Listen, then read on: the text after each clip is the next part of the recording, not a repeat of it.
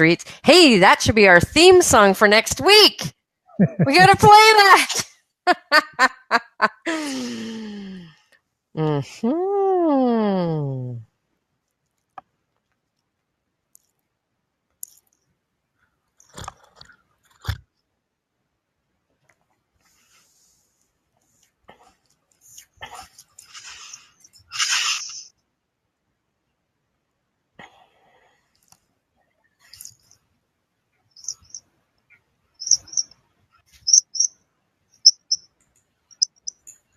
I haven't even started talking. It's already squeaking. What the hell? What the hell is going on already? I know.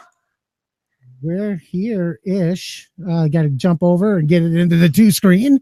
There we are. We're both in the 2-screen. We're back finally. Woohoo. What the hell? What the hell has been going on? Bizarre. 2 full weeks.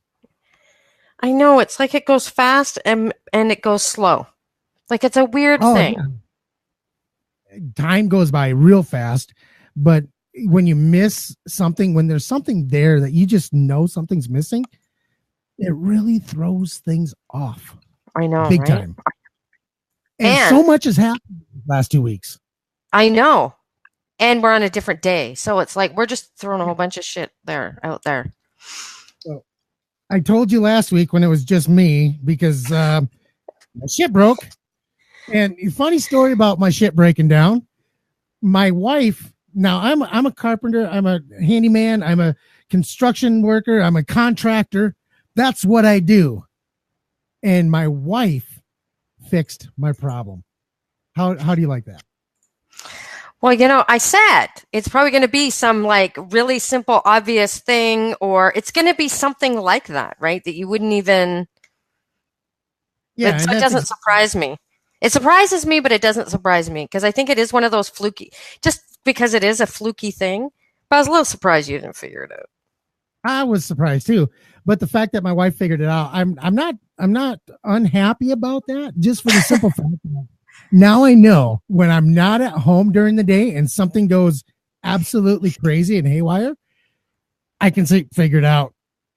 Just figure it out. You've done it before. You just figure it out. But, yeah, now she's going, shit. I shouldn't have. But it was crazy because here, get this. I had another subcontractor he's an electrician, had him come over. Now, this is a guy, I'm not a licensed electrician. I've never sold my services as an electrician. So I have an electrician come over to my house. We're digging in my damn yard. I mean, literally digging for the main line, thinking that maybe somebody, accidentally was digging and cut whatever. I don't know. But we had to dig up the main line so he could put his tester on it to see if there was current, and there was still current. So I've got a professional electrician at my house, and he couldn't figure it out. Oh my God. So yeah, that was kind of crazy.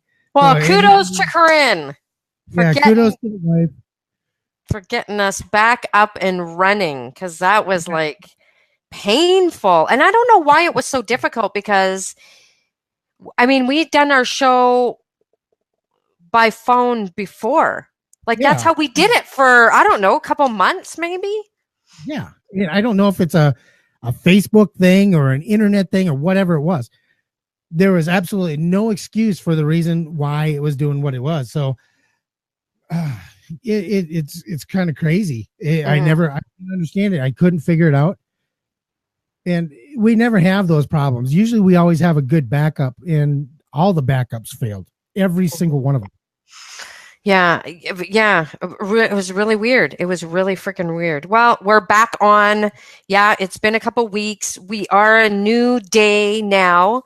So we're Wednesday nights now. Boy, we have flipped around a lot in the last year. And this is why I always tell podcasters and stuff, don't get too, be willing to be flexible because things will change. Things will absolutely change. So you have to be willing to be flexible in what works for you and what works for people that, for your audience members. And I mean, you can't please everybody all of the time, but but it's nice when you can please some other times. Yeah. So, in working with our schedule, because there are times where, something happens and we can't do our show Thursday nights. So, we thought, well, hmm, let's change it up to Wednesdays, because Wednesday's a good midweek kind of thing.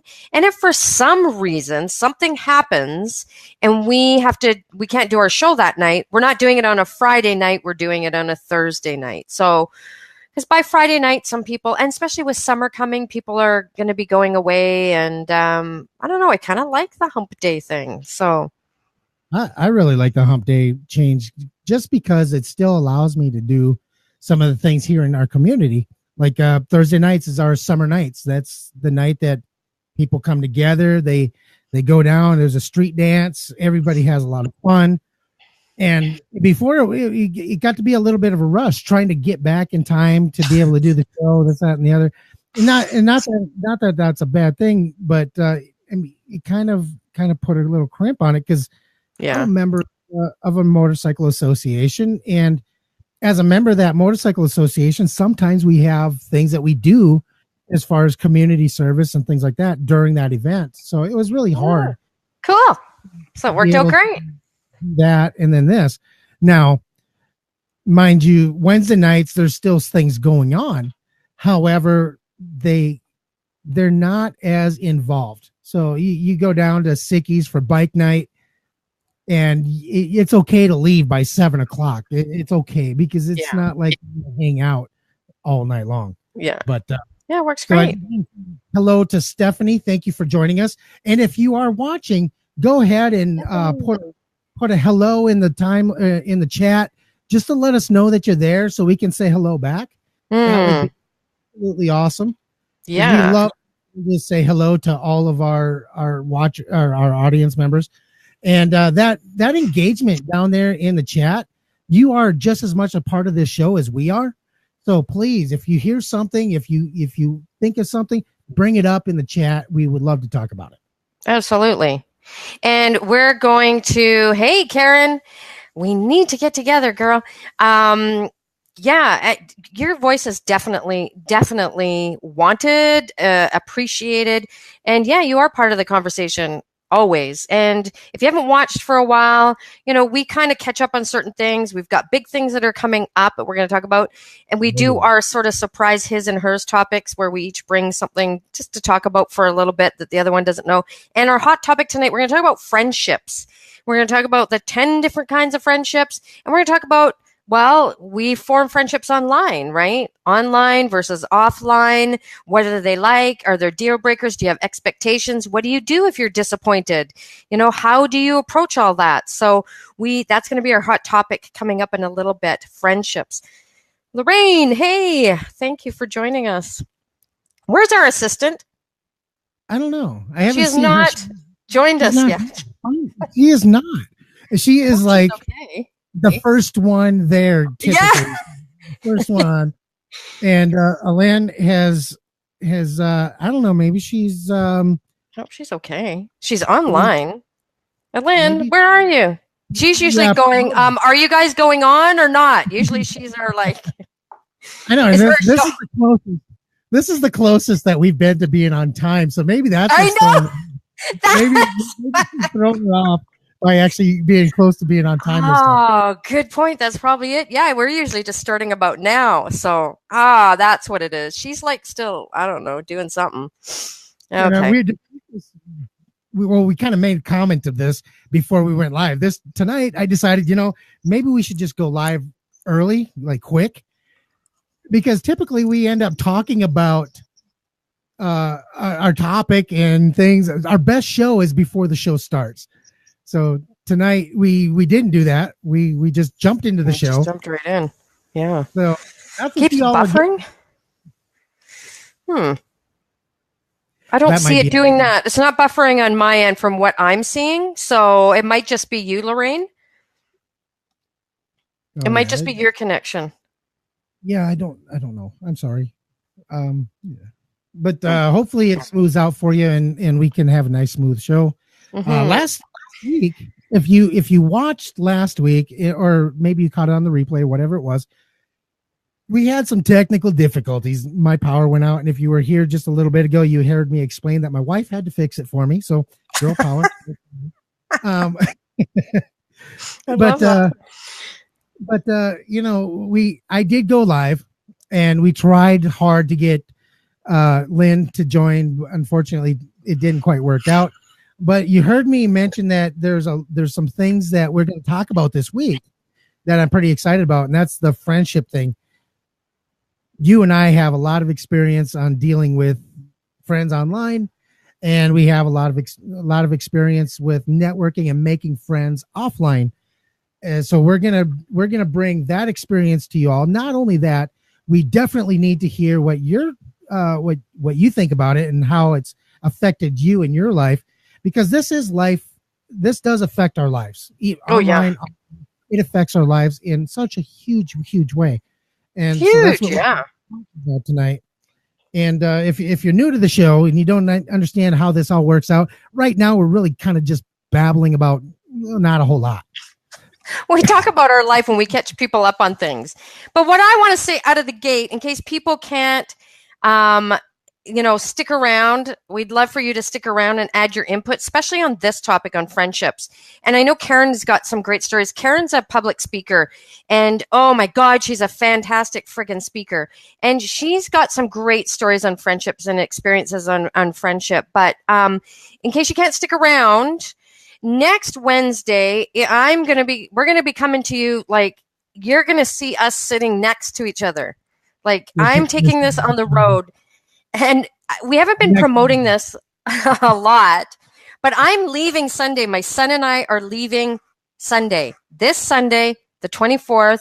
We're gonna have some fun. We're gonna make our way to Rapid City, South Dakota. I'm gonna do some Facebook Lives along the way. I'm probably going to have the one where we're sitting waiting to get on the freaking ferry to get off this island, and then make our way. So I'm thinking Sunday's good, so I can avoid like rush hour traffic going through two big cities, being, well, Vancouver once I get off the ferry, and Seattle. Well, then Spokane too. So I figured Sunday was a good day to get past those big cities. I have no clue what to expect between like that and like where you are. Like, I'm looking at the road trippers thing, and I'm looking at, spots along the way that we can go check out. Holy shit, there's a ton of places that you can see along the way. There are a ton of places you can see. But here's the thing. You're going to get to Montana, and you're going to drive for like 5 hours. With nothing? Not anything, hardly. That's what it looks like. Then you're going to get into Wyoming, and then you're going to get more of that. Nothing. More of nothing. And that's what it looks like on the map. Then all of a sudden, you're going to come into the hills, and you're going to see this beautiful mountainscape, all these beautiful trees, and it's just going to it's going to just throw you for a loop. Now, don't get me wrong, you're going to come across a mountain range when you get, on that side of the country too. Yeah. But when you get into the Black Hills, it's like, where the hell did this come from? It doesn't feel like it belongs where it's at, but it is absolutely one of the most beautiful places you'll ever see.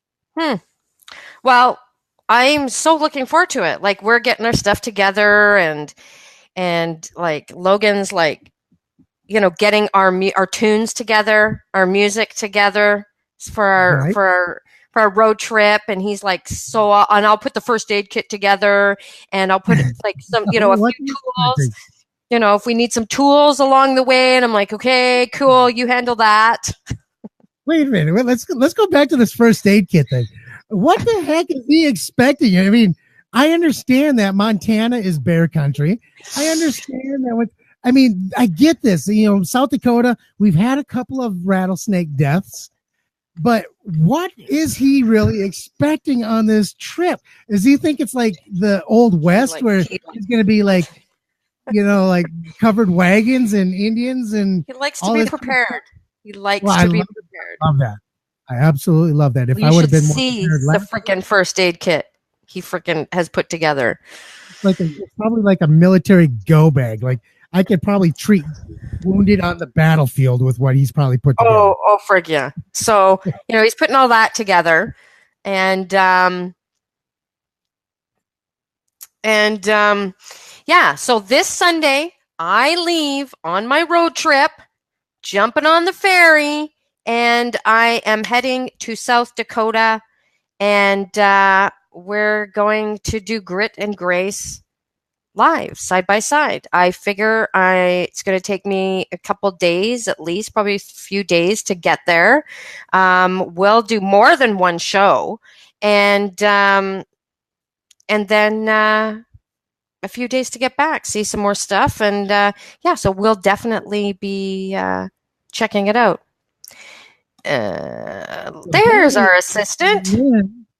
But she says she sees a blurry picture. So. Not for me. I've got it on my phone, and it's clear. It's not buffering. It's not blurry. I don't know. It's just weird. That's odd. Sometimes the internet connection, it gets a little bit wonky or whatever. Yeah. Chances are you just need to hit your refresh button, and it'll clear it right up. So. Or log out and come back in. So so if you want to follow along, I'll be doing some Facebook Lives starting Sunday when I'm heading out. Along the way, I'll show you the cool things too. If you've never gone that way, if anybody's watching and you're on that route, I think I'm going to be taking 90. Is it the I-90? Is it called an interstate? Like, I don't know. Interstate I-90. Okay. It goes from one side of the country all the way to the other. That is the road that Road Trippers is showing me. That is the route. Yep. That's the route. Okay. I-90. Just head on out. Looks like it follows a river all along the way. Yeah. Just about. So much. Yeah, I think that's a Colorado, if I'm not mistaken. But it's not all the way. It cuts off. Quite a ways though. Quite a ways. Yeah, it cuts off in Wyoming and goes down south through Colorado. Yeah. But I'm going to do some Facebook Live. So if you've never been in that part of the country, Wyoming, Idaho, it's Idaho, right? I'm going to go across the top of Idaho. Yes. Yep. You'll go. And we'll do some lives in Wyoming. Yeah. And then into South Dakota. Yeah. So there you go. I have no clue how long it's going to take me. It says 18 hours, but I'm sure that's straight driving. So I'm thinking I can break that into like 2.5 days. I'm thinking I'm going to get there like late Tuesday. I'm thinking. Yeah, something like that. Like Sunday morning. Anyway, so that's the deal. That's what's happening. So just to let everybody know, Sunday, that's what's happening. You'll have a live. I'll be it's happening. I'm excited. I'm freaked out. I'm and like I get to finally meet my like childhood years. That's gonna be so awesome. I'm excited to go on this road trip. I'm excited to take my son on this road trip, and there's just so many awesome things about this trip. So that's what's happening. I just want to know how many times Logan can listen to Purple Rain before he's like, "Mom, stop." I've totally indoctrinated him. So now he's got some Guess Who, we've got some Led Zeppelin, we've got some Pink Floyd, so we're good to go. Yeah, it's going to be awesome, Karen. It's going to be awesome, and we're going to do more than one live stream. We're not just going to have one show while we're there. We're going to go to different places, do different things, and I've got some awesome locations we're going to go to. Yeah, definitely want to do one from Mount Rushmore in front of the faces, because that's kind of what Rapid City's known for, is Mount Rushmore. Yeah. So we got to go there, check that out. And then there's some other really cool places just around the Black Hills. Deadwood, got to go to Deadwood. Yes. It's kind of it's the forgotten Las Vegas. It's really, it's such a cool atmosphere. There's so many really great places, and if you're into that Old West style of building, we've got a lot of towns around here that have that kind of facade going on. Yeah, so it's gonna be a lot of fun. It's gonna be awesome. Got some places to go. Hopefully not all of it will be spent in a car, but of course we got to drive some places. And I know it's I can't wait. I'm so excited to finally actually get to meet you in person. You have no idea. I know. Cool. It's so cool. I have something for you too. So it's sitting here, and I don't, I never understood why I had it. Now I know why I had it. I've had this thing for a long time, and it's really bizarre, but now it makes complete sense why I got this thing. So anyway, I'm not saying anything more about it. It's a surprise. And Well, I think I yeah. might send something home with you too, just so we can. So there you go. So for those of you that are joining us, that's what's happening. Yeah. So we're coming up. We're going to talk about our hot topic is friendships. If you got a story about friendships, please drop that in the comment section. Let's talk about this. We're going to talk about that shortly, coming up probably in about 20 minutes. I do got a question for you real quick. Now, when you leave here, where's the travels going to take you after that, though? Because I would hope that you're not just coming here and then turning around and going home. Yeah. What? You're not going to go over to Minneapolis and see the Prince's capital? No, I'm going to have to do that another time. I'm going to have to do that another time just because I don't really have. Yeah, I know. It's crazy that I haven't been there yet, that I haven't gone to Paisley Park, but you're going to be so close. You can almost smell purple from where I live. Oh, shut up.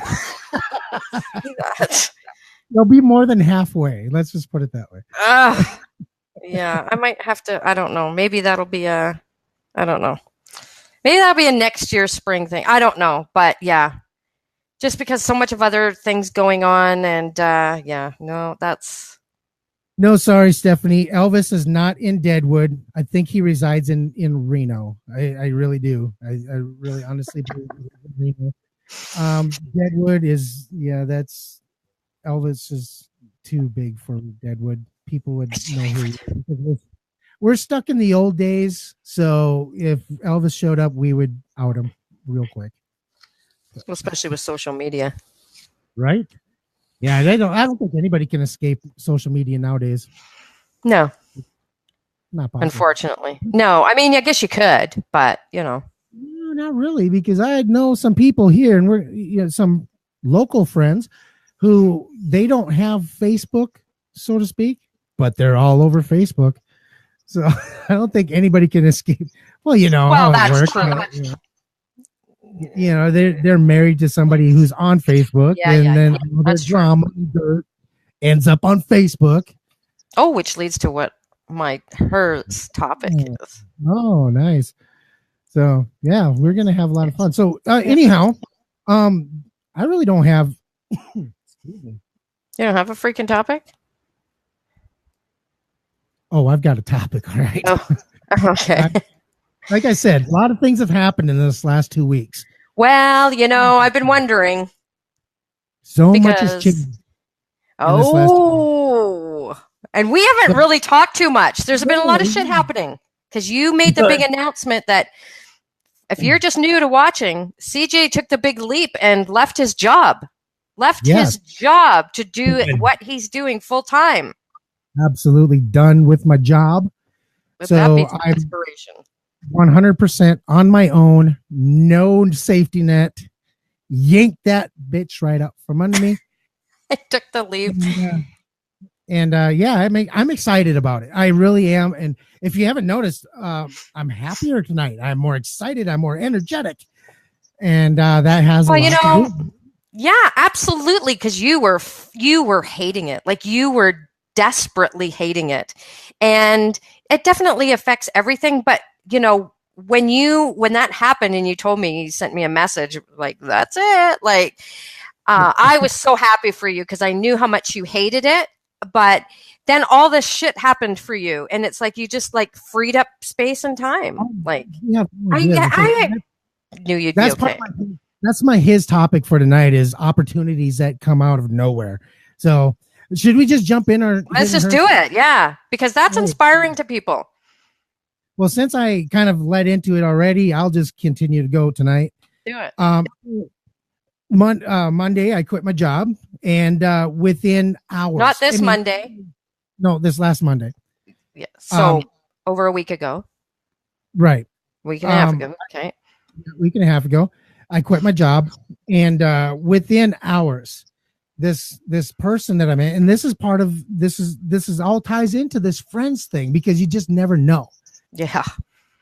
So I met this guy 2 years ago when I was working in the sales office as a salesman. And then we kind of kept in touch. He was a subcontractor, so I kept throwing him work here and there whenever we had something that he could do. Well, then fast forward now 2 years, I became the service manager, and I absolutely hated the job there. But I was good at what I was doing, but I just didn't like working for the person I was working for. So I quit my job, and about 2 hours later, I get a message saying, call me. And it's from this guy. And I kind of blew it off at first. I did. I was just like, nope, I'm going to do this on my own. I don't need anybody else. Yeah. So the next day I get another message, dude, you need to call me. Please call me. All right, fine. So I give him a call. And the first thing that he says is, I don't want to hire you. I want you to be my partner. Just like that.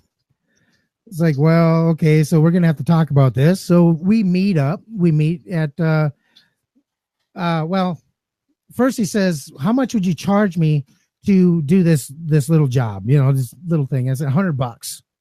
He's like, all right, that's fair. So I went over, did this job, and he goes, hey, can you meet me? We need to talk.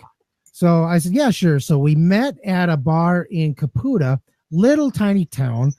It's got a bar. That's it. A couple of houses. Oh my God. And so we met, and he's like, oh, I want you to be my partner. We kind of talk out the details. And I'm like, well, what are you thinking? He said, I'm thinking, 70-30. I said, no, you're wasting my time. And I was going to walk away. Just not going to do it.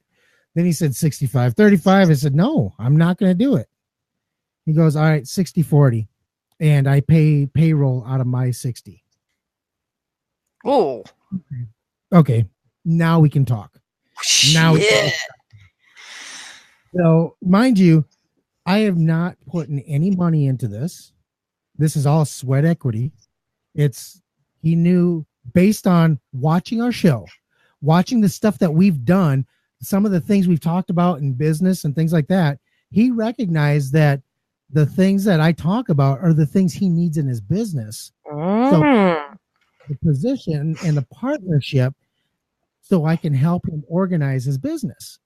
So what we do here, and this is what my hot topic is about, what we do online, whether you think it's being noticed or not, it doesn't take 1 million people as an audience. As you can see right here, we got some of the most amazing audience watching right now.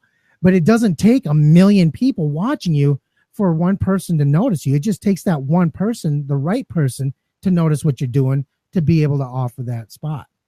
Even if it's for 10, 15 minutes. Yes, because that exact same thing is how I am where I am right now.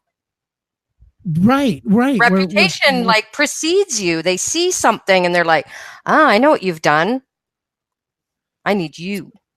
Yeah. And that's really what happened. Just by maintaining that friendship, by maintaining that relationship that I had created with him 2 years ago, and him following up with me and checking what I do online, and by just keeping up with them over 2 years, he recognized the benefit that he would have putting me with his company. And for that, in Roger, he's a really cool guy. He's a very upstanding guy. And I couldn't ask for a better partner, because he's a hard worker. He does everything he says he's going to do.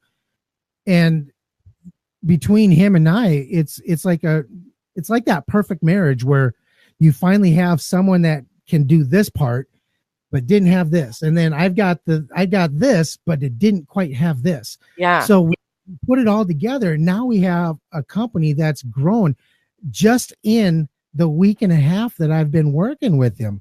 Yeah. Just in a week and a half, we've hired 2 employees, and we've tripled our income, tripled it, based on just the ability to say yes to the jobs that he was turning down. Yeah. So you never know, and that's really where this is going. You just never know what it's going to take to get to that. We all talk about, let's get to the next level. Let's go to the next level. Yeah. But if what you is don't it? make time for it, if you don't free up space for it, if you don't do something, sometimes Right. you have to do something drastic like that. That's Right. drastic for people. That's drastic. If somebody's like quit your job, people are like, "Holy shit!" People wouldn't, right? Like, Right. and And to some put it, people are in a bit better situation to be able to do that, right? So, I mean, some I knew people, you'd be fine. I can't say that I was in the perfect situation to do that at that time Yeah, I don't know because that it's ever perfect, but I quit in the middle of a pay week. So I had some time, I had a couple weeks yeah, before I was going to get paid again. And so I knew I was only going to get a week's worth of pay. Well, to put this into a numbers perspective, because people understand numbers don't lie. Numbers are what they are. If I had stayed at my job, my paycheck would be about $780 for 2 weeks.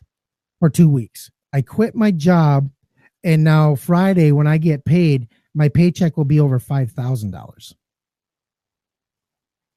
So just to understand, how did I know that was going to happen? Absolutely not. Mm-hmm. There was a little bit of faith there. There's a little bit of faith in knowing that I was going to be able to do what I say I'm going to do. There's faith in him being able to say to trust that he's going to do what he says he's going to do. Yeah. So when you look at everything from the outside, it's like, wow, that's a lot of risk you got to take, but you don't get rewarded unless you have a risk. I mean, there's no reward without risk. Zero. Yeah. Zero. That's right. Yeah. So yeah, sometimes you just have to take that leap, right? It's scary as hell, but that's a huge leap. And that's something that a lot of people, I mean, way, way back for me, about 10 years ago, I was feeling like you in my job, and it was like, oh my God. And, I should have quit my job. I was in the same place as you, but, God forbid you quit your job, because you get from people, be grateful that you have a job. But if it's killing you, then I don't know. I don't know what's the point, right? And then health just forced me out of it. I absolutely believe I talked about it so much that I didn't want to be there so much that, I wake up one morning and I can't walk and I can't stand without being in major agony. But it's funny about your health pushing you out. Your body was already doing for you what you weren't doing. That's right. Because look at you now. Look at you now. You've been away from it. You're healthy. You're, just. You're woman. The things that you do, and the things that you're capable of doing. Now that you don't have that drain on you. Your body was, get the hell out. Oh, absolutely. I mean, life will definitely smack you upside the head if you don't listen to that voice saying, just get out, just get out. Then definitely. And as I got clearer on, and I'm a go person, so I don't tend to really slow down, but I've learned you got to slow down. Then, once I got clear on what I wanted to do, and it was like, well, I don't know if I'm ever going to walk again. But let's go back and what did I like to do? And what were those things that I stopped doing because my life became my job? And I started getting better, and I just got better and better and better. And going from, I had to lay on the bathroom counter to brush my teeth, because I was in so much agony, to now I can do anything. I can do anything now. I'm not, and it just got better and better and stronger and stronger. And yeah, I mean, it does a number on you. Absolutely. But yeah, you got to take that leap. But when you messaged me and said, okay, I did it, I quit my job, I was like, holy shit. The funny thing about that is how spontaneous it was. The whole quitting thing. Because that's how that happens though. That's how those things happen. I went to work that morning, and because we had a service meeting, and we were basically getting chewed out for something that we should never have been chewed out for. And then when I corrected him, he told the other guy to get out of the office and then shut the door, and then he continued to chew me out. Oh. So it was like a blatant disrespect. He was basically telling me I was lying, even though I even wrote down what he had said because I wanted to make sure that we had that right because it was a pretty key detail. Mm-hmm. So I had written it down so me and my partner would remember it. And when I corrected him on it, he blew up. And it was that lack of respect. And then I went, did a few other things. And I mean, I was at work for like 3 or 4 hours. And then I couldn't come to terms with it. I couldn't just put it aside and say, you know what? Okay, let's just chalk this up to a bad day. I couldn't do that this time. Yeah. So I pulled my truck into the bullpen. I loaded all my tools into my truck and I just drove out. I didn't say nothing to anybody. I just loaded up and I drove away. Whoa. Well, then I get a phone call because I didn't quite get all of my tools. So I get a phone call from my partner saying, you still have some tools here. I said, yeah, I figured. He goes, you want me to grab them? I said, no, I'll come back and get them. Did he know you quit your job, like that you loaded up and you were quitting? That I was going to, because he knows me better than anybody because we work together, every day. And plus he's my partner doing side jobs and stuff like that. So we talked a lot. Okay. So I left and then I came back the next day to pick up tools. And then the boss had come outside and he wanted to say, well, I just want you to know there's no hard feelings, this, that, and the other. And I was like, okay, yeah, no problem. No hard feelings. And I'm not going to trash, you guys. Just don't trash me. Don't trash talk me trying to start my thing. And I won't, cause any backlash on you guys. And he's like, that's fine. That's good. No problem. So now fast forward a couple of days. I just started working with Roger. We get a phone call from him. Roger gets a phone call from him and I can hear what he's saying and he's trash talking me. Yeah, to my new partner. And I'm like, does he not know I can hear? He doesn't know I can hear him. How do I handle this? Because now we're subcontracting for Eisman Homes. We're basically charging them to do the job that I was doing before, only we're charging them 5 times the amount. Man, so interesting. It's almost poetic justice. It really is kind of poetic justice. There's a lot of irony here because I quit the job and now the house that we're doing now is a house that they just set. So we're doing the work on it. So it's stuff that I would have been doing anyway.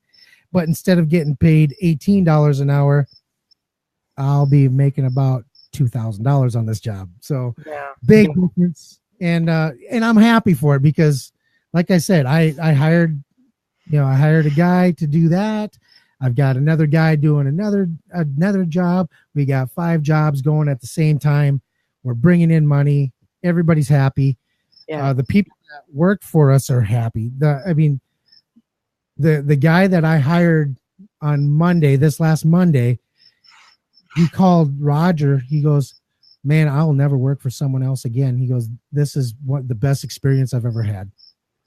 So that's awesome. To me that, we got good, loyal, happy employees. Yeah. We're treating them right. They treat us right. We're getting work. How much better can it be? Really, seriously, how much better could life be?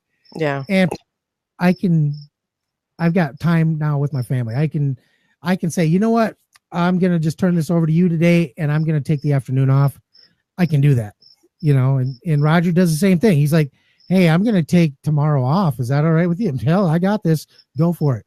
So now we've freed each other up to be able to spend more time with our family. And now that I've got a daughter going to college, I want to spend as much time this year as I can with her before she's gone for a while. Mm-hmm. Yeah. Yeah. Definitely.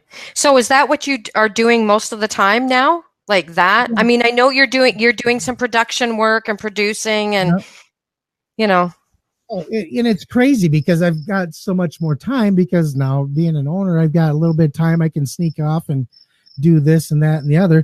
I've had 2 other offers guy that runs a mechanic shop here in town asked me if I would be willing to come in and be his partner. That one, he wanted me to buy into that one, which I understand. You know, $13,000. It's not really out of reason, but it's out of reason for me right now. Yeah. Yeah. And then I had another guy. In July, I'm going out to New Hampshire to be certified as a stonemaker's mason. So, and which that one, the VA, my military benefits are paying for me to go do that. And when I bring that back, that'll be a business on its own. So I'll actually be running 2 different businesses next month. Yeah. And it's all because I took the leap of faith, and I left a job that I was absolutely miserable in. Yeah. And it's crazy. It is absolutely upside down crazy. Whoever would have thought that just having faith in yourself enough to be able to say, you know what, I got this. I can do this on my own. I don't need somebody's safety net to catch me. You know, it's not. Now when I go to work, it's not like I'm here for a paycheck. Now I go to work and it's like I'm shaking hands with customers. I'm having a good time. My employees are having a good time. We're doing drywall in a house, jamming out to some old 70s rock and roll and just singing at the top of our lungs, having a great time. Yeah. That's the employees that I have. We have so much fun at work now. It's unbelievable. It's definitely different. Yeah. That's what I love, what can come about. But I knew you'd be okay because you're capable of doing so many different things. And it's like people have it's coming to you anyway for opportunities. But, you know, definitely when you take that leap of faith, it definitely opens up the door much, much wider for sure. So what an inspiration to people. You don't look at opportunity until there's nothing else other than opportunity. And when you have a job, and I'm not telling anybody to go out and quit your job. I'm not saying that. If you enjoy what you're doing, do what you love to do. That's all I'm saying. But if what you're doing, if there's other opportunities out there, you know there's other opportunities out there, but you're not open to them, it's because that job is keeping that closed. That safety net is there. And yeah, you might not fall all the way to the ground, but it's not allowing anything to come up to you either. So you got to jerk that thing out. Jerk it out. You got to make up a t-shirt that says that. Hashtag jerk it out. Just don't do it in public. Sometimes you frown on that. That's awesome. I was so excited when you told me about that. So that's, great. That is great inspiration for people. Anybody who's watching this on replay, like if you've done the same thing, like tell us the story, because that inspires other people. Because I know there's people, I've talked to people that, they think about that and eventually they do. And, it is a freaky thing because that is a safety net, but also it's very much a societal thing. Like with me, it was like, well, I'm not going to quit my job. People are going to think I'm crazy. Like people are trying to get jobs. I have a job. Why am I leaving my job? Like 10 years ago, it was a different mindset. Yeah. You look at what's been going on in the last 5 years. There are more entrepreneurs and people who freelance and things like that. Now, I don't put freelancers and entrepreneurs in the same category. So like I took the whole entrepreneur tag off of the media thing. That's a freelance thing now. But there wasn't as much freelancing and entrepreneurship as there 10 years ago as there is now. And now it seems like 1 out of 5 people are either starting their own business, have started their own business, or trying to learn what it takes to start their own business.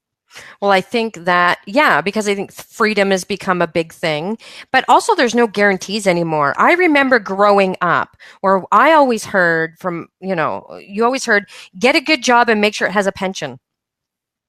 Right. And if you got in with the government, you were set for life. If you got in with any kind of government thing, you were set for life.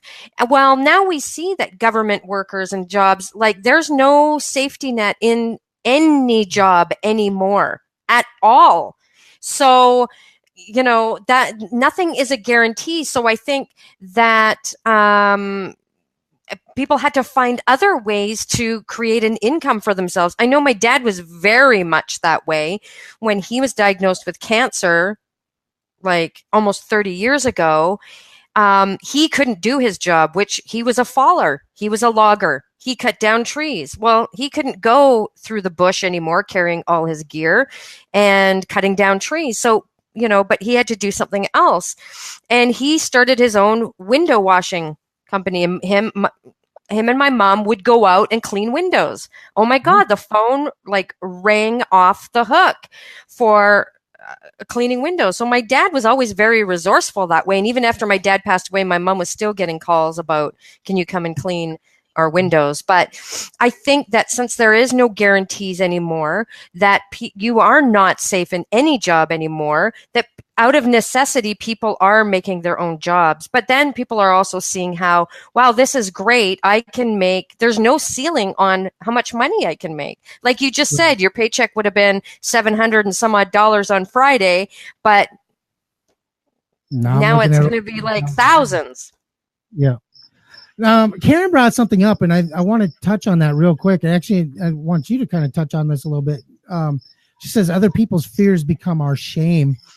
And boy, that's so true.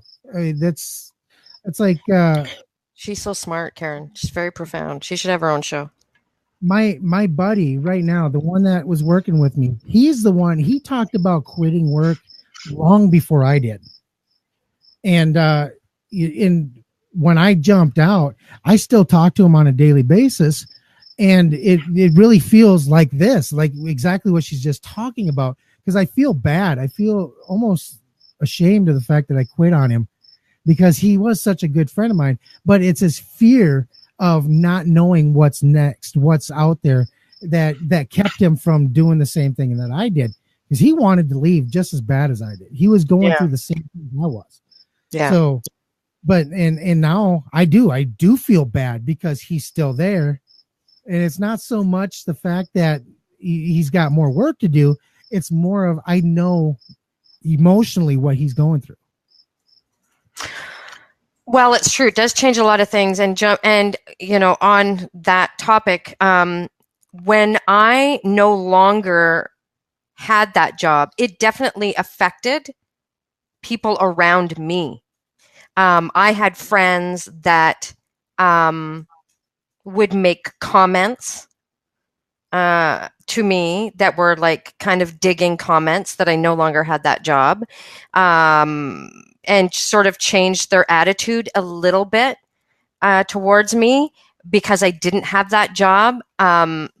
So yeah, absolutely. That is other people's fears. They would never do that or think about doing that. And they are very much of that mindset that that's the only way to go. And that's fine if you want to be that way. But don't put that on me. And so it has affected friendships. And so has that affected you? Has that been different for you? Because, it's only been a week and a half since you quit your job, but it hasn't yet. I don't know if it hasn't really affected friendships yet. Other than the fact that now I don't have to pretend to be a friend of somebody that I couldn't stand. But no, to be honest with you, it hasn't affected anything. Me and like the other coworker that I had, we're still really close, and we talk every day. Whether it's just, hey, how's it going? How you doing? Type of stuff to, whatever. yeah. Now, that being said, I just want to remind you all that we are talking about friendship tonight. So stick around. We got one more segment to go with the Her segment. And then we will be jumping into the online friends versus our offline friends, and what kind of benefits that we can get from each and what kind of, sorrows come from each, because both affect us in such different ways and they're so powerful. So we're going to be talking about that here in just a little bit, but please stick around because we're coming up right now. Lynn is going to share the Hers topic for tonight. and I have no idea what it is, just like she had no idea what mine was. So With me, I'm such a woman. I just change my mind like so much up until showtime. What should I talk about tonight? What should I bring up tonight? But I have to say how much I love. I don't know if anybody who's watching, can you hear the crickets in the background on CJ? Can you hear the crickets? I love the crickets. Yeah, I've got Jiminy Cricket here. He's been But I love it. It's so comforting. It's so soothing. I feel like he's critiquing me. You know, like when you look out into that blank audience and all you hear is the cricket. That's what it feels like to me. It's like, seriously. Oh, we need to reframe that for you. I just think it sounds so, I don't know. It's just so, I don't know. I can hear it, but I don't know if anybody watching can hear it. Listen.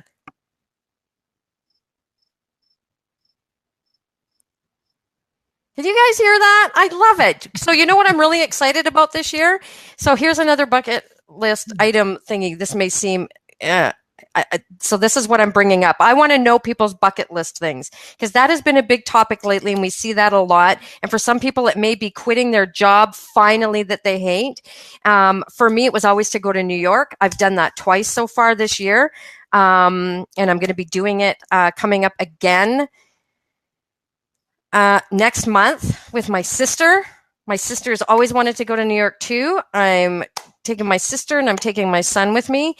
But this is so cool. This is going to seem like nothing, but I want to know other people's bucket list things. I'm so excited. I'm actually going to get to see, and you're going to laugh. Oh, I might see it with you actually. Is a firefly. I've never seen a firefly in my life. Well, I'm sorry, you won't see one out here. I won't see any. You don't get them there? We do, but where we're at in the city, we don't have them. So okay. Usually if you go out to the lake, you might see them at night around the lakes, but not in the city. Not a lot. No. Okay. Well, I'm definitely going to see it when I head more out east. Yeah, you will. Yeah. You can't believe you've never seen a firefly. We don't have them here. And I've never seen one. And I used to read this Dr. Seuss book. So I grew up, my mom had a membership thing. And every month I got a new Dr. Seuss book and we'd sit on the couch and she'd read it to me. And this is how I learned to read. And then I would read it to her. And I loved my Dr. Seuss books. And so one of them was see, my sister Joanne. Yeah, I wasn't old enough. Lots in Ontario and stuff, but I don't remember that, right? So Joanne, below your comment is Lorraine, who's my cousin. So we're somewhat related. You are through marriage, just so you know. Anyway, they have not met. There's family reunion on the chat. I've not. So I had this one Dr. Seuss book. It was called Summer. And it was like probably in like my top 5 of Dr. Seuss books. And it was all these different things about summer, eating watermelon and swimming. And one of them was fireflies and they'd capture them in a jar. And I thought it was a made up thing. But then I came to learn that these things actually exist. And I thought, oh my God. So I'm quite excited. I always wanted to see one. And now I'm going to get to see one. Okay, so this is this is as stupid as it gets. So when we were kids, we'd go to the lake every year for the family vacation, and there's always all these fireflies. So we'd do that. We'd stick them in jars and we'd put them in our tent, and they would light up our tent. And it was always so fun. That blows my mind. They're the ugliest bug when they're not lit up at night, and you see them lighting up. It's so cool when they light up. But when you actually look at a firefly in the daytime, they are the ugliest ass bug you've ever seen in your life. Huh. But what we used to do, and this is absolutely disgusting. I can't believe we did this when we were kids. Well, you're boys. No, this is my sister's too. We take these fireflies and we'd put them in the jar. We'd get as many as we possibly could. Then we'd take them, get them in our hand, and then squish them and then rub them on our hands so our hands would glow. Oh my God. We chase the little kids around with our glowing hands. Oh my God, that's awful. alien juice on her hand. So yes, that's one of the. I guess it was the boys mainly chasing the girls with our glowing hands, but in that, or we'd squish them on the ground, step on them, and like that's how we found out that if you squished them, you'd glow. You'd step on one, Yeah. step on one, and you wipe your foot, and then you'd have this string. See, Lorraine did it too. So yeah. Oh my God. So, oh yeah, that's yeah, I'm quite excited. Like that's just something else to see, right? Like I just Yeah, definitely. You've got to see it. It's a phenomenon that I don't understand, but it makes for great entertainment. isn't it that's amazing to me. Like I watched this video of there's a YouTube video of that. I can't remember. It's Well, very well done. It's a very well done, put to music video, a night of lightning bugs or something like that. And you watch it and it just shows in different, and it's amazing to me that these things exist. yeah. But I've never seen one. So there you go. What other And kind of bucket list things do you have other than just lightning bugs? I mean, there's what's a real good one that you can share? well, I need to go to Paisley Park. Like, of course, that's a book. That's always, so I got it. That's a big thing for me, though. That's like a full circle thing for me. I need to go there. Like, I have to go there. Like, I really, really do. Bucket And lists are funny things though. They change so often because there's like totally, it's like I started off with a 1 gallon bucket. Now I'm up to a 5 gallon bucket. yeah, I saw a 5 gallon drum. yeah. Well, man, they do change. They do change because just like it's like opportunities, right? When you do different things, then you add new things to your bucket list. Right? When you try something, then it's like, oh, well, I never would have thought of that, but yeah, I think I want to do that. So, it's a lot of little things that really lead to the bigger things. And I've never gone to a podcast conference. That's another bucket list item. I mean, it may not be a big deal, but that is something that I want to go experience because I know it, because I'm friends with a lot of people that do either speak at them, run them, or attend them. I want to be able to do that. And so then that's meeting more people. And that's another thing. It leads into another thing. I want to meet a bunch of people that I'm friends with on Facebook that, I gotta admit, that's one that's on my bucket. I had an opportunity last year to speak at a podcast conference. Unfortunately, my job interfered, and I wasn't able to do that. And now this year, I'm not going to be able to do it this year because it's just too late in the season and stuff like that to get on the list. Yeah. But Joe has said we need to get you out here. We need to get you on stage. That's what I'd love to do too. Speak at one of those. Mid-Atlantic Podcast Conference, which is in I want to say it's in New Jersey this year, or maybe it's in Philadelphia. Was last year. I can't remember. I think there is a one happening in July in Philadelphia this year. Maybe that's the one. I'm not sure. It's not Mid-Atlantic Podcast Conference though. I think it's like Podfest. Okay, so yeah, then Joe's is in New Jersey then. Isn't it in September? Yeah, yep, it's first week in September. So that's that's a good one. It started off real small. This will be the third year of it. Mm-hmm. And you and I need to get one. Yeah, definitely. Yeah, but the first one was pretty small. The second one was quite a bit bigger. And then now this one here, I guess it's twice the size of the last one. So tons of them. It's exciting to be part of this industry. And like you, that is definitely one of those high things on my bucket list. Got to get to podcasts. I want to meet other podcasters. I don't care if I'm even speaking. I just want to meet other podcasters, the people that share this passion with us. Yes, absolutely. Absolutely. That's my big thing. I want to go to one of those and meet these people because we're both friends with so many of them and we listen to their podcasts and, you're in groups with them and, all of that. And, yeah, I just want to meet these people. And I know it goes a long way for business and for your own podcast as well. It makes a difference when you can meet people. You can develop really good friendships with people online, but when you meet them face to face, it's a different level, and it works that way for business too. So yeah, that is another bucket list item is definitely going to one of those.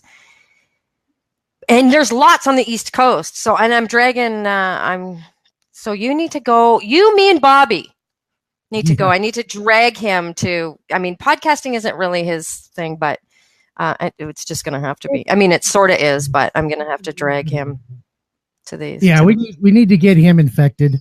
That's all there is to it. Trust me, folks, when you get started doing something like this, it will infect you. You get such a high. Every time I get on the mic, not everybody, but for me, anyways, for us, and I look at numbers at the end of the month or whatever, like the other show that I'm a part of, Barracks Lawyers. My head about popped off when I found out that we're getting 40 to 50,000 downloads per month. I was like, what? Yeah. What fuck? No way. Really? Yeah. Why? Yes, how? Because it's four guys, four veterans talking about the stupid shit that we used to do when we were in the military. That's all it is. Okay, you're all veterans. Okay. So it's really, there's absolutely no rhyme or reason for this show. Absolutely none. Yeah. And the fact that we're getting 40 to 50,000 downloads per month, I thought I was doing great when I was getting over 10,000 downloads per month with Raw and Real. Yeah, yeah. And when I saw the numbers for Barracks Lawyers, I about flipped over backwards. I was like, "Are you kidding me?" No doubting, yeah, because that's not the norm. That's really not the norm. So that's way above normal. Way above normal. Yeah, yeah. Anyway. Nobody wants to hear about this. See, we love podcasting. We're getting into it now. Let's back up the truck right here. Oh, okay. So yeah. Nobody shared their bucket list item, but whatever. If you're watching this on the replay, then share what your bucket list is. Like, share. So before we get into our hot topic, though, I just want to recap.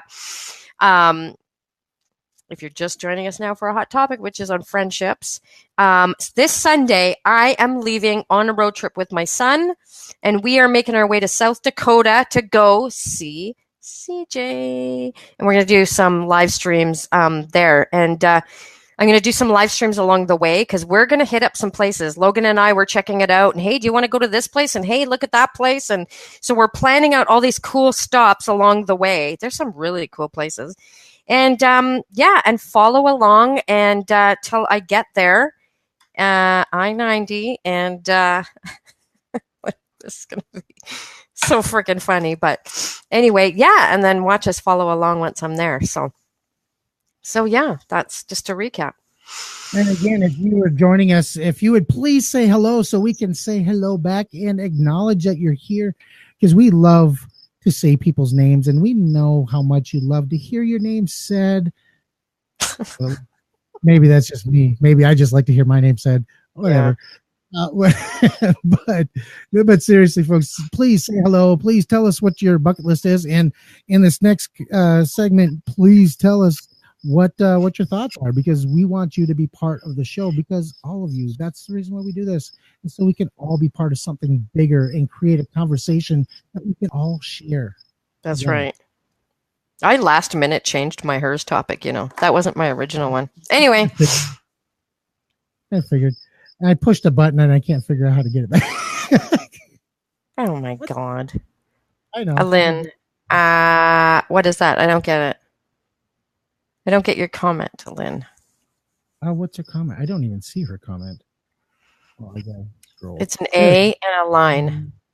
I just happened to see it, but my phone is going to die. But penis? I don't know. I don't know. Right. I don't know. Anyway. So let's talk about the friendships. Mm, yes. So This is where we want to really hear from you guys. Like, we really want to know because everybody's got ideas on friendships and, oh, her name. Okay. And this be a good time to share this out. This is a good time to share this out because we're talking about friendships. This is something that, you know what? It touches everybody. This affects everybody. It's not just some people. Everybody's had friendships. Everybody's had dealings with friends. So we thought, we haven't done a show on this. Let's do a show on this because there's some people that really struggle. And when you're seeing it online, what's going on and with all the craziness that's out there right now, there are friendships that are breaking down. I actually had someone message me the other day that I've known since grade 7 that said, I'm just messaging to let you know that I'm going to be unfollowing you. Still staying friends because you can still remain friends with people and you can unfollow them. So you don't see their stuff, but you're still friends with them.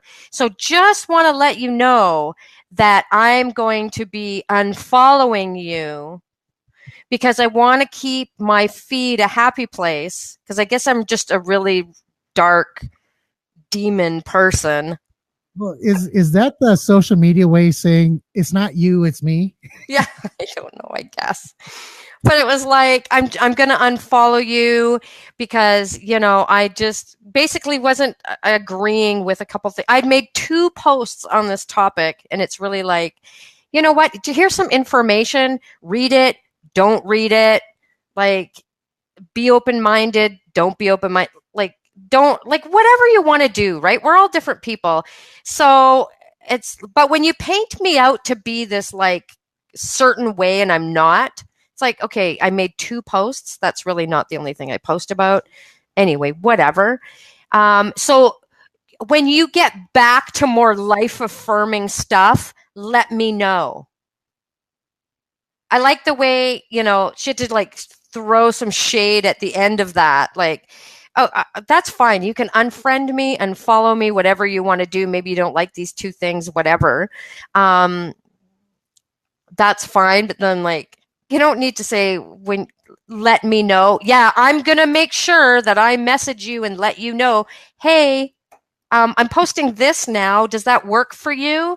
So anyway, I unfriended her. So bye-bye. I thought, let me just pull the Band-Aid off for you. What's this unfollow stuff? But you know what? I got to give her kudos that she actually messaged me and said, I'm just going to let you know that I'm unfollowing you, which I wouldn't have known. I only know if you unfriend me. Even then, I don't know unless I actually go to your page and I see the add friend.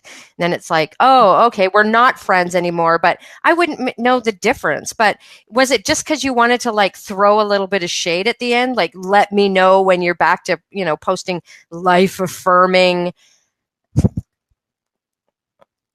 Anyway. Yeah, the only thing I ever see you post is Prince stuff. So that's not the only thing I post either. Anyway, friendships are very interesting. I have actually unfriended quite a few people in the last couple of weeks. I've unfriended more people than I have in the whole, I don't even know how long I've been on Facebook since, I don't know, probably 10, 11 years. Oh, it's got to be at least 11 years ago. So I don't know. I've just hit this newfound fuck it thing. I don't have time for that. Just like that message, I'm going to unfollow you. I'm like, let me do you a favor and I will unfriend you. I'll rip the Band-Aid off the rest of the way. I've really reached this new level of I'm done with the BS. And, obviously it's different online than it is offline. But anyway, just as lead in, friendships, we're all affected. We all have friends. We have friends that join us at different parts of our lives. Sometimes they're there for, our growing up times. Sometimes they're there in the middle when our careers are forming.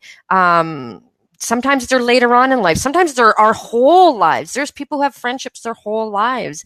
We have best friends that stick with us forever, but more often than not, they serve different purposes. And at the end of the day, we may not need friendship to live, but I think we require friendship to thrive.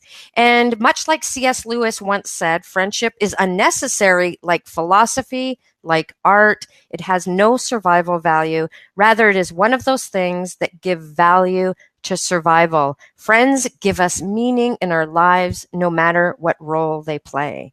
And they really do. And we have friends for different things that we do in our lives. If we're going to go do a certain thing, it's like, who's the rowdy friend that we're going to call up to go do something rowdy? Who's the friend that we want to sit and have a deep conversation with? Or you have the friend that just like fits everything. Like you could call them up and they'll do anything, right? So, right. Yeah, and everybody needs to have that fucking Amy friend. And I'll explain fucking Amy here in a little bit, but everybody's familiar with Jim Rohn and his "You are the average of the 5 people you spend the most time with." And I really don't like that saying, because there could be a whole lot of, like you were just saying, there's different people you spend your time with at different times. And if you're the average of those, so I always like to throw out that, no, you want to be the example your other 5 friends want to be like, and it helps you strive for something better and something more. But there's a lot that can be said there, and I understand what he was saying and why he was saying it, because it's really true. Yeah. When you're in a group of friends, if you think about it, there's not one person that really stands out. Everybody kind of just blends together. And you even see this when you're out in public. You see a group of people together, and all of them are very similar in their mannerisms. It's like they mirror each other almost in that setting.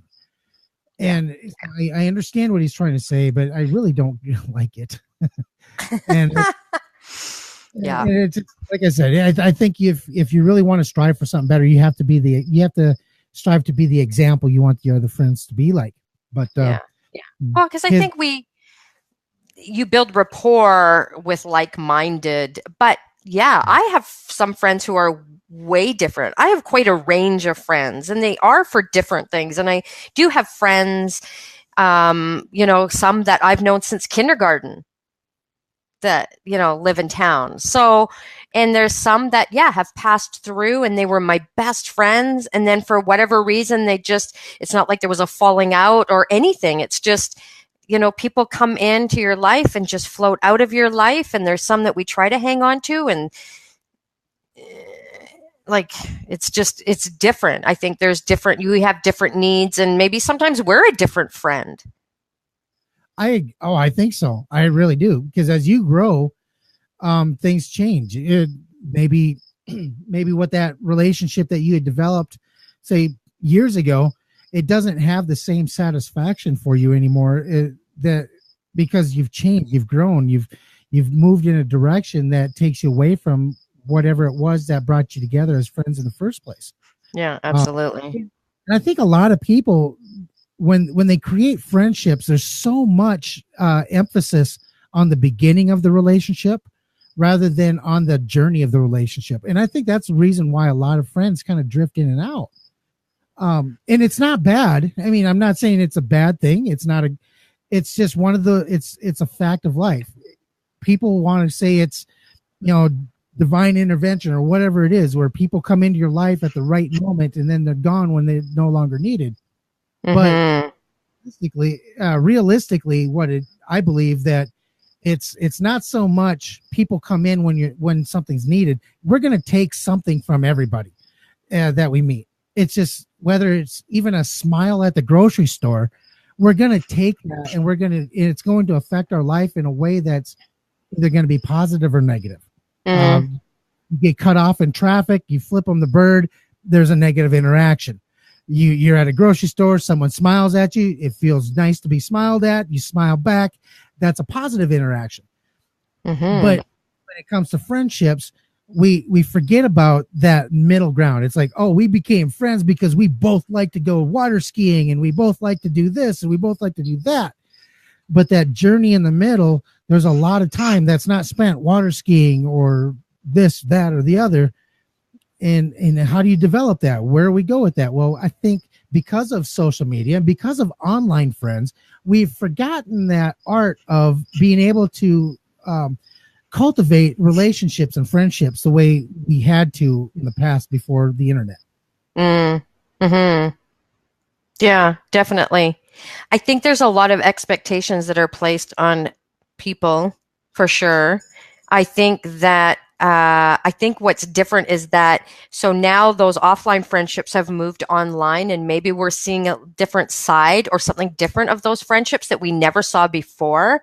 And now we look at some of them like, oh, I didn't know you thought that. And I think depending on the friendship, I mean, obviously, if you're really close friends, you probably, and you have been for a long time, I have to say my best friend, we've been friends for probably 30 years, 31 years. I mean, I met her when I was 18. She was 17. We've been through a lot, so nothing would surprise me. We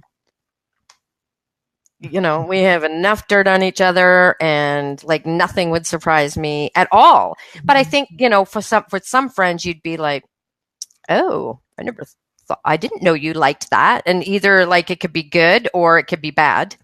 Because then you could go, oh, like I never.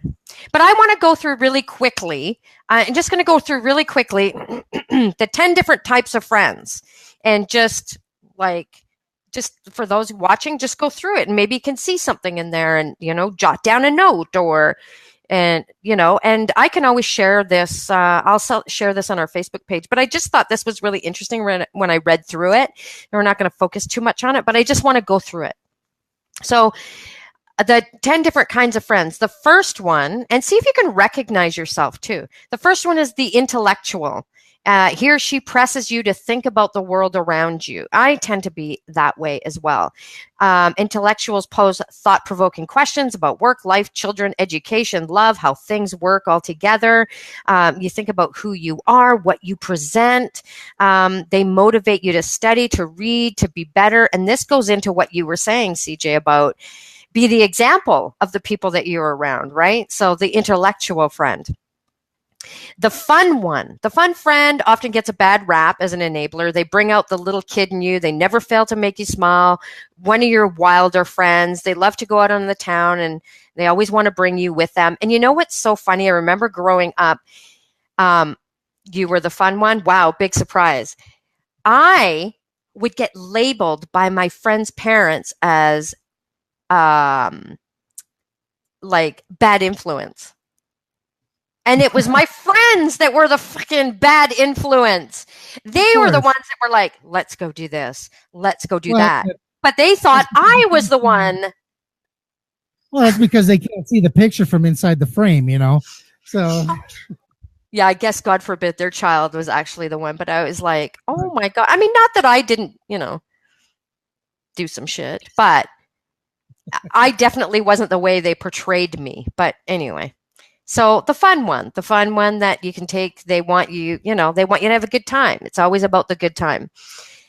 The third friend is the mom. Yes, I've had friends like this. I am not this friend, but I've had friends like this. And it's nice to have a friend like this sometimes. This is your role model.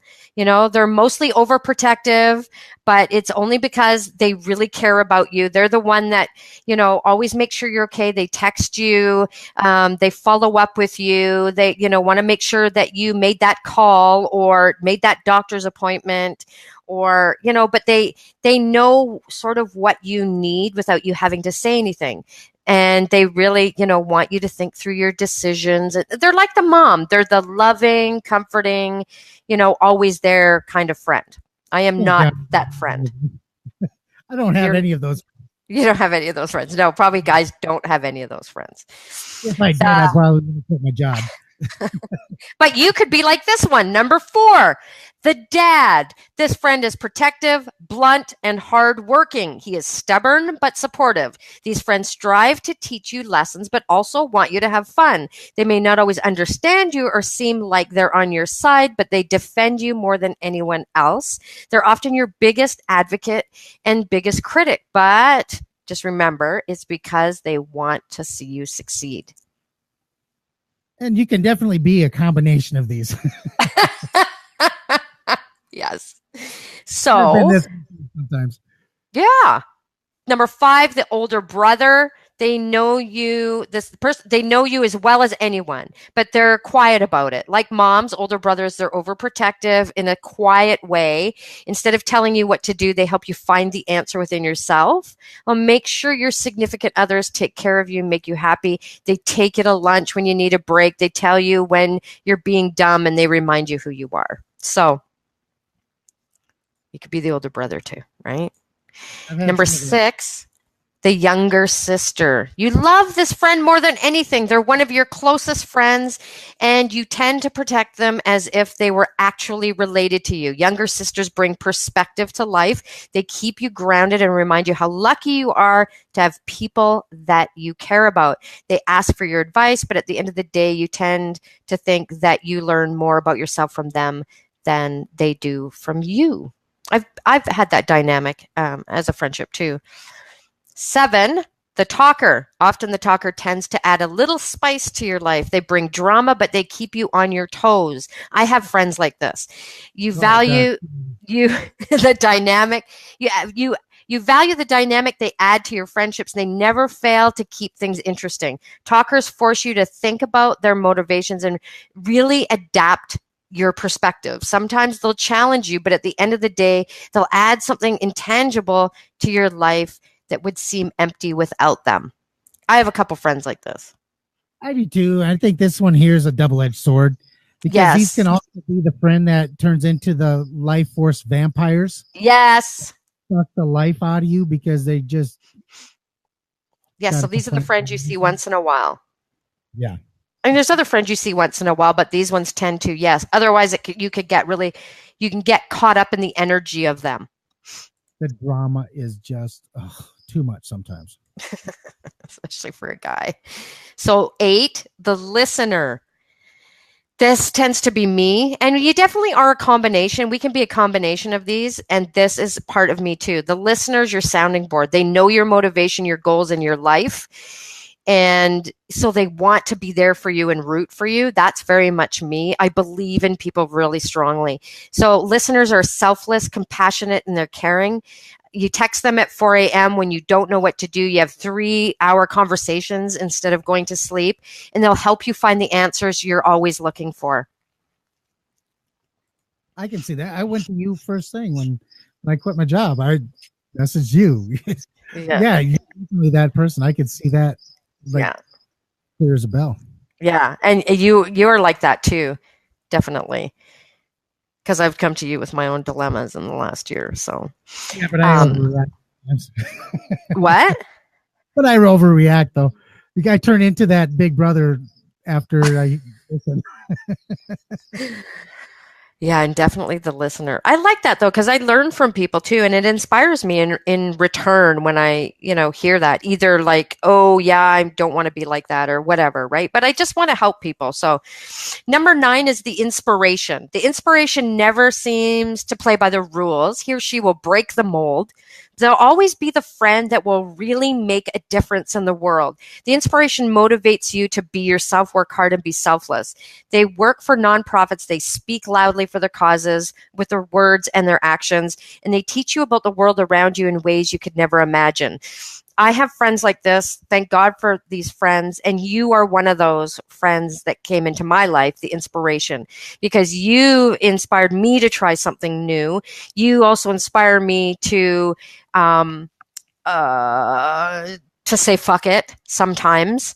And you know what? It's one of those things too, where other people have said that too, but sometimes it just lands differently.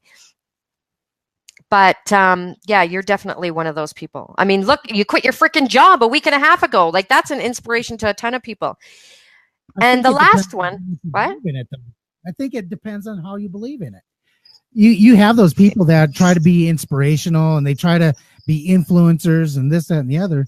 But unless you believe in it, it doesn't come across right. And I think you see a lot of people. This is another one of those things that can go the opposite way. It can be a double-edged sword here too. Well, I think when you see someone, I think it depends on the type of inspiration. Rather, if it's someone that just goes out there to be specifically rah rah, and I believe in you, which there, that makes it sound like I mean that in a bad way. It's not, because for some people they are very good at that, and that is very important to them. But for some people, it's just like you started off way at the beginning of the show, is that it's just by being who you are and living your life, you can be an inspiration. And it's that way. You're that kind of inspiration. And the opportunity that came to you, someone watching you. So it's that there's the inspiration can come differently. It can look different. And so when you see someone just living their life and doing their thing, it's in the way you do things sometimes that you yourself, and you don't hide it, you'll go, oh, now I have to step back in and make it right. So, like that, there's not many people that do that, but you do that. Sometimes you'll go off on a rant and you've said things and, live, like you put that shit out there. And then there's times where then you've had to come back and go, okay, I thought about this and I'm correcting this now, or I'm making amends now, or that is that's you're not like, that's just you being you, right? That becomes an integrity thing, though. I mean, but then that's what we look for in our friends when we're looking for those values that align with our own values. That's really kind of one of those key things that you're looking for is, does that person, it goes way farther than, does this person inspire me, or does this person like the same things I do, or whatever. It goes so much deeper. And, so I think that's why this topic was such an interesting topic, and why it was a lot more difficult than what we initially thought it was going to be. Oh, there's just so much. We could do more than one show on it. But the last one, number 10, this is you too. Storytellers own the dinner table. They turn the most mundane experiences into a theatrical production, and they never fail to make you smile. They love to make people laugh, to watch Saturday Night Live, maybe, and to live in the spotlight, not necessarily. But they often make your abs hurt, use adjectives you only read in Charlotte Bronte novels, and you have the best Facebook posts. Storytellers remind you of your past and make you excited for the future, and they also get you thinking. So we love storytellers. We love storytellers. We see that. What was that book again? I need to learn some new adjectives. There are some people who have they are storytellers in their definitely in their social media. So yeah, those are the 10 different friends. We'll put that. It was very interesting to read, and you see a combination of that, and it helps you. There's just such good things about all of them. One isn't better than the other. I think it was our assistant, Lynn, who brought that article to us, actually. So maybe you can get that posted on our Facebook page and other people can look at it, because I think you can benefit from all of them. Oh, absolutely. Somewhat, I just want to talk a little bit about what Beth said. Just go back over that real quick. So I think you can move through different stages, because I've been a talker and the fun one before. Definitely, I'm the listener, intellectual one nowadays. Absolutely, and those types don't change because there's. You'll notice that when you're with certain friends, like when you go back to like a high school reunion, all of a sudden you start reverting back into that. Maybe you're the fun one again. Now, getting to chirping went away. Good. So getting back to the whole fucking Amy thing, we have this friend who's a member. She's a member of the Combat Veterans Motorcycle Association Auxiliary, because her husband's one of the members also. He's a member of the Combat Vets Association. So she's got this way of inspiring people to drink more than what they're capable of drinking. Oh God. So she earned the name fucking Amy, because the next morning when you wake up, it's, oh my God, fucking Amy. Yeah. Nice nickname. Right. And you'll have a chance to meet her. She'll be there. So you'll get to meet fucking Amy. She is not going to make me drink. And she's not that type of person, really. She is one of the sweetest, most caring people. If there's anybody that reminded me of the little sister friend, it's her. It really is her. Yeah. Because that's completely in her toolbox. But yeah, we go through different things. By day, she works in a bank, not something that you would think the hardcore party fun girl would be doing. So yeah, we all do this. We all have to change things a little bit. Now, you'll learn this as soon as you come here. I'm exactly the same person here online as I am offline. And that to me, sometimes it causes trouble. Sometimes I'll let you all know if that's true when I get there. But the thing is, though, is the consistency is really where it's at. I mean, you can be all of these. You could be all 10 of them at certain times. Yeah. But it's the consistency. When you develop a relationship and you create that consistency between them all, that's when the friend tag can be put on, whether it's online, offline, no matter what. It's those inconsistent ones. We've all known the storytellers who you just don't know if you can believe the stories that are coming out of their mouth. You don't know the authenticity of what's behind it. And you really don't want to be that person's friend.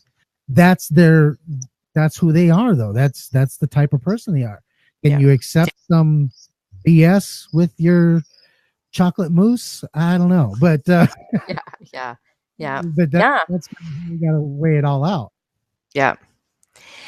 Well, and now that we have social media, I can't see any comments anymore now. So if there's comments, like, you have to be, So Alette says, let me know if you need any bail money. I'm not going to do anything to get her thrown in jail. I promise you that. Because I don't want, put it this way. If Lynn ends up in jail, I'm going to end up in jail right by her. And that's double the bail money. And I would not want to have to explain that to the wife. Yeah, so, absolutely. To get her in trouble that way. But we're going to have fun. We're definitely going to go out. We're going to do some amazing things. And I am so excited because this is the first time I've ever, well, I shouldn't say it's the first time, but it's the first time that I've had an online friend who is as close as what you and I have become, that I've met in person. And that to me is really exciting because we all have online friends. We'll call them friends, but really they're acquaintances. We know a little bit about what they do. They know a little bit about what we do, but there's no real interaction. There's no development of that relationship. And with us, it's a little different because we've spent time, we've talked, offline, we've spent the time getting to know each other in different ways where there's really nothing that I haven't been able to share with you openly, honestly, without fear of judgment. Same with you. And I think, and that's kind of one of those things that we're talking about with online friends versus offline friends. And for some people that can get scary as hell because we tend to be more open and honest with online friends sometimes, and then at the other times we can be completely fake and false online. So there's it can be there's a little bit of fear there sometimes for some people. Yeah, it's definitely a different thing. And there's some people who are dead set against making friends. What? What? That's a standard comment. What's up, Bobby? How you doing, my man? He won't get me in jail. We're not going to put her. You know, Bobby, trust me, I will not put her in jail. Get her put in jail. She'll It be definitely come see you the next time.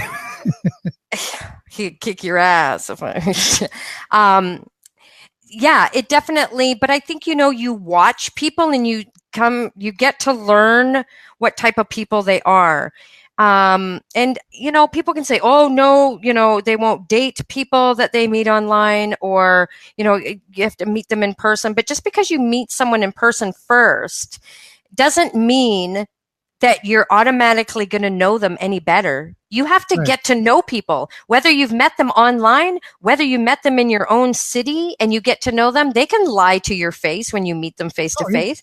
I mean, but people have this concept that just shows how people think. Like online, oh, I'm not making friends. Oh my God, it doesn't make any difference. People can lie to you online or in person. It makes no difference.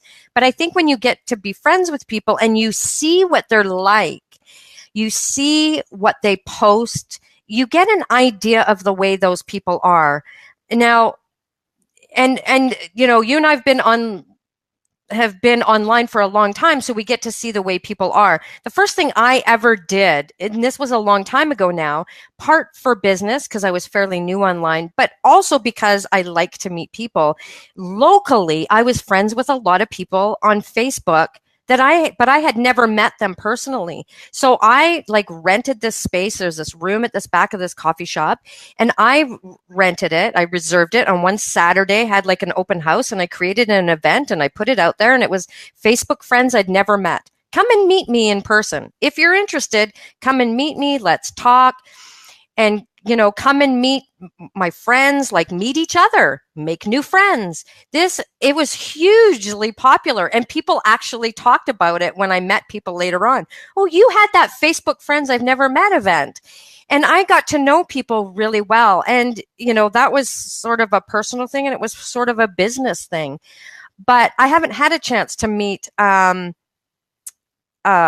lot of people that I've met online.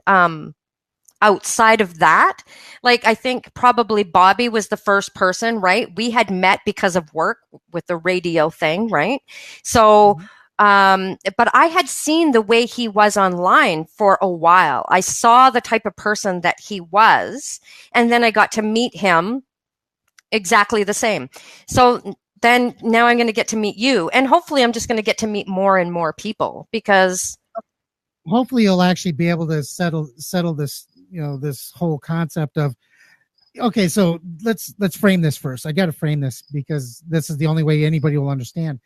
When the first time Lynn ever told me about Bobby, she was telling me about Mile High Radio, and I was like, oh, that's so great, that's so cool. She's telling me about how she was going to be doing this stuff for this radio station. I thought, wow, that is so awesome. I was so happy for her. And then she's like, you need to meet Bobby. I'm like, who? Because I didn't know who he was. I hadn't followed him. I didn't know. yeah. So she's like, I really think you'll like him. You guys are so much alike. So now that you've met him in person, you've known him online and you've met him in person, and you've known me and you'll meet me in person, you can finally settle it. Are we really that much alike, or is that just something that maybe it just appears like we're alike? So you'll have to settle that. Yeah, well, you're alike in terms of your character. Oh yeah.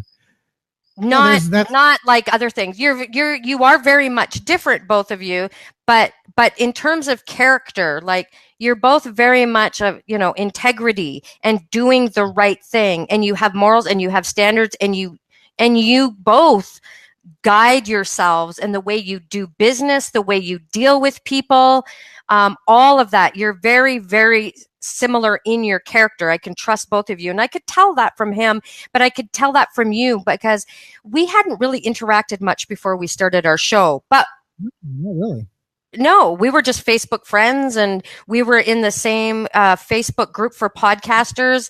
And really, it was just kind of watching each other. We'd comment here and there on things, but never directly to each other's comments. So no, we never commented. I didn't really comment on your comments, and if I comment, you never really commented on my comments. But if you would make a post, I might say something, or if I made a post, you might say something. Yeah. And and I think a lot of people misunderstand this grit and grace thing just for the simple fact that it feels like we've been doing this a long, long time. It really does. From the moment we started, a lot of feedback that I got was the chemistry you guys have is so awesome. It's fun to watch you guys.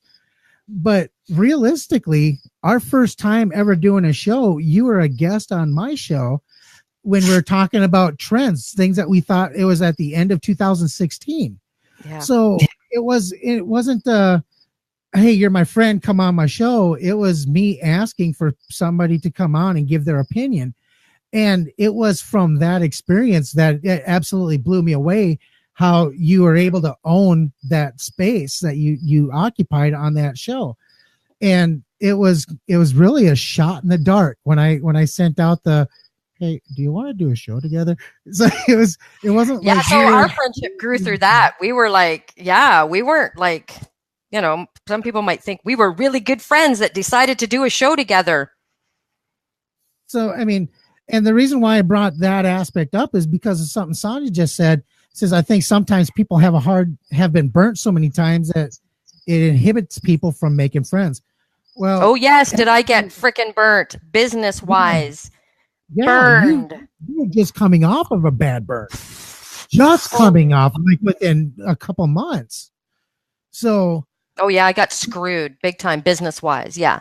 So, and somebody I'd met online that I had known, and this was a person I got to know over a couple years that became very close, that knew everything about me, that I confided in everything, became business partners, and I got so royally screwed.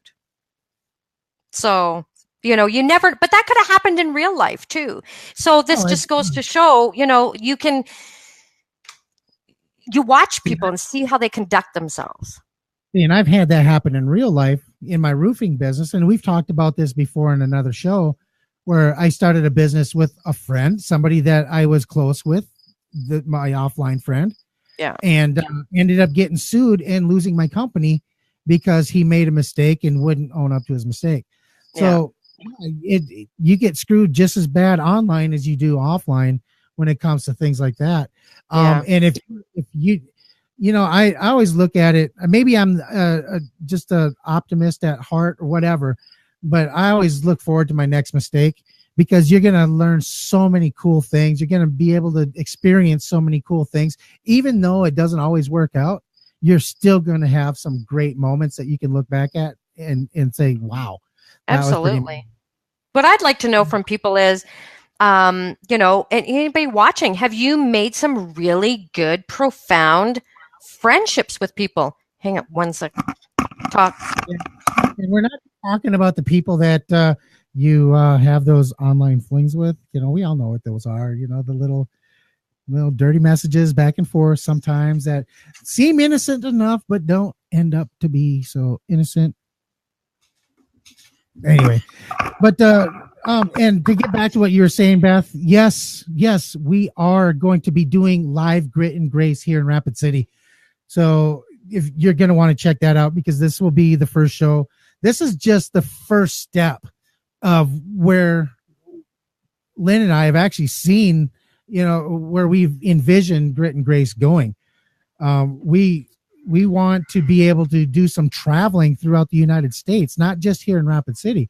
We want to be able to do some traveling throughout the United States and do live shows from locations throughout the United States. So that's a vision that we share. And I believe this is just the first step. This is basically us proving the concept that this is going to work and it's going to be great. I'm excited. Can't wait. Yeah. It's going to be fun. It's going to be fun. Well, because I'm looking forward to seeing a place that I've never seen before. I'm excited to go, I'm excited to travel with my son. That's what I really like. He's older now. We haven't gone, done that for a long time. So I'm excited about going on a road trip with him because it's been a little while and seeing different things. He's so cool. He's fun to hang out. So I'm grateful for that and to take him out and see different things. So yeah, I'm looking forward to that. Go have ice cream while we do a show. Yeah, exactly.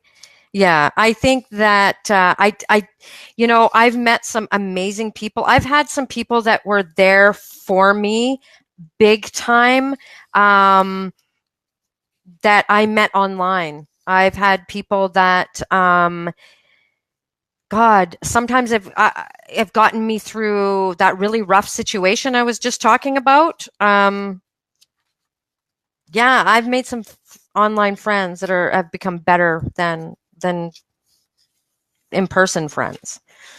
Oh, There's amazing people out there, and not everyone. I mean, you can have bad friends anywhere. It's not just online. So don't discount it if you're one of those people that doesn't want to. If they end up being an ass, block them. That's all you got to do. yeah, I Like, tend to treat all my friends the same, online, offline. It doesn't matter. If we're friends, we're friends, and that's just kind of how I see it. We treat people like we want to be treated. I want to be treated with respect and with dignity, and I know other people do too. So that's the way I treat them. mm-hmm. Sometimes it don't always work out. Sometimes they get a little bit of an attitude and they blow off a little bit of steam, and then they have a lot of excuses why they do it. But it is what it is, and Yeah. not everybody's meant to be in your life forever. So don't take it to heart. I mean, Christ, there's what do they say, like almost 8 trillion people on this planet now. That's a lot of people that I'm not friends with yet, and I cannot wait to be able to meet the next one. Yeah. The next one is just as important as the first one, in my opinion. Yeah, absolutely. There's people doing amazing freaking things out there. And that's one thing I loved about podcasting and meeting people is the stories of what people are doing out there, and what people can add to your life, and how they can inspire you. All those things that whole list I ran through, the 10 different kinds of friends. I mean, my God, I just think like what I would have missed out on in my life if I hadn't friends that I've made that have gotten me through tough times, that inspired me to do things. Yeah, it's just things that you'd miss out on for sure if you're not open to meeting friends online, because I think that it's the same thing offline as online in terms of what draws people together, and what makes a good friend. And friends want to see your friends happy. And I think that's with any relationship, is you want that other person to be happy. You want your friend to be happy. They don't, friends don't ask you to do things that go against your character. And, they're good influence. They add something to your life. Or they're bad influences. Well, I don't think any of them are bad influences, but it's good to have a bad influence every now and again. Well, a good bad. Yeah, good bad. A good bad, yeah. Everybody needs a fucking Amy in their life. You definitely do. Yeah. I think, definitely be open to it. Oh my God, the people that you miss out on meeting. I've met some incredible people. So what happens and this happens to everybody, what happens when you're disappointed? When you're disappointed by a friend? As we've all been disappointed by friends. And how do some people do it? Some people will just pull away. Some people will confront. What happens? What do people do when you've been disappointed by a friend? Like, that's a tough one for people. That is a tough one, because I think everybody thinks of things a little bit differently. Personally, nothing ever surprises me. Like I said, they're gonna disappoint you. If they don't disappoint you, they're not really your friend. Apparently, sometimes just disagreeing with a friend is going to be disappointing to them or to you, whatever it is. Mm-hmm. You got to do what you got to do. You've seen firsthand how I've dealt with it, where I try to open up conversation. I try to open up the conversation and try to understand what it is that they're having a problem with or whatever it is. Sometimes that works, sometimes it doesn't work. Well, I think, for some people it's confrontation, and most people don't like confrontation. So a lot of people will it's different. They think differently about that person from that moment on, and they may never say anything, but they'll act differently. Yeah. And does everything require a conversation? Well, that's what we built the show on. So in my opinion, it does. Yes. Yeah. Right. Yeah. I think if it's something that's going to affect the friendship and if it's important to you, you have the conversation. I think it may change the friendship. I think sometimes depending on what it is, how disappointing, how hurtful it may be, sometimes you don't turf the whole friendship, and maybe sometimes that friendship just changes a little bit. Maybe they move from that one of those, they're that certain type of friend, and then they just move to like the sometimes, like you still get something good, but it just is a little bit different now, and that stays. And sometimes it can be the same way as it was. My best friend that I've had like for 30 years, once we had a rip-roaring fight. Didn't help that we had been at the bar all night, that we had both been drinking. It was over something really stupid. It was a misunderstanding. We're back at my place. It's 2 a.m. We're screaming, yelling. Then we're outside. She's going to frickin' drive home an hour and a half. She's been drinking. I'm yelling at her like, give me your frickin' keys. You're not fucking driving. This was a long time ago. This was like, last week. No, it wasn't last week. It was a long time ago. We had a rip-roaring fight, and it ended up being okay, and it never changed us. We've never had a fight since. I mean, we've had the odd we don't agree on things, but it's never affected our friendship, and that didn't. And I think you do have different levels of, friendship. I think that's how you can separate a real, true friend. And I say that because Facebook in itself, because of what it calls it, everything is a friend. There's no, this is just an acquaintance. There's no way of categorizing friends on Facebook. So it's really kind of grade that area or even offline friendships. I think you can measure a true friendship by the conversation you can have. If you can have an argument, you can have a fight, if you can have an honest conversation with a person, and even though they might not like the words that are coming out of your mouth, but at least they're willing to listen to the words that are coming out of your mouth, and then they can give you a reply that might not be in line with what you're saying, and you can listen back and it's not going to affect the level of friendship. That's a true friendship. That's when you know there's something special there. Mm-hmm. And those are definitely relationships you have to be able to be in. I mean, that's you have to nurture those relationships because they don't come around. Like you said, you have a friend that you've been friends for 31 years with. Mm-hmm. I never stayed in one place long enough to where I could create friendships. And now I still have friends that I was friends with when I was in high school, but we had drifted so far apart because I moved around so much. Mm-hmm. And, I just recently was reacquainted with a friend that I went to basic training with. I served overseas in Afghanistan with him, and we had drifted apart. We came back together, and it was like not a day had gone by. That's the closest thing that I have to anything like you're talking about. Yeah. And those, you really have to, look at them for what they are. They're pretty special events in your lifetime.